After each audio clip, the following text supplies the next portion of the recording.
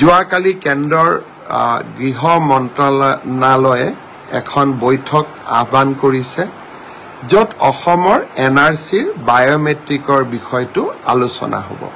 কেন্দ্ৰীয় গৃহমন্ত্ৰী অমিত শ্বাহ ডাঙৰীয়াক মই সাক্ষাৎ কৰি বায়োমেট্ৰিক্স বন্ধ হৈ থকা 9,22,000 লোকৰ বায়োমেট্ৰিক্স খুলি দিবৰ বাবে মই তেখেতক বিনম্ৰতাৰে সৈতে অনুৰোধ কৰিছিলোঁ।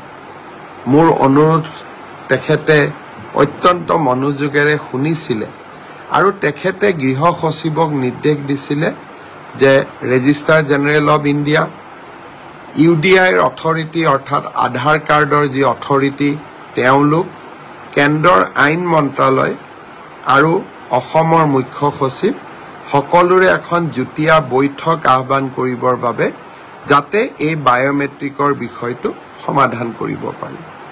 আজি কেন্দ্ৰীয় গৃহ সচিবে আমাক জনাইছে যে অহাকালি সেই বৈঠকখন অনুষ্ঠিত হ'ব আৰু আমাৰ মুখ্য সচিবো তাত উপস্থিত থাকিব লাগে। মই আশা কৰিছোঁ এটা দিনতে সকলো কাম নহয়, কিন্তু লাহে লাহে এই দিশতো আমি সফল হ'ব পাৰিম।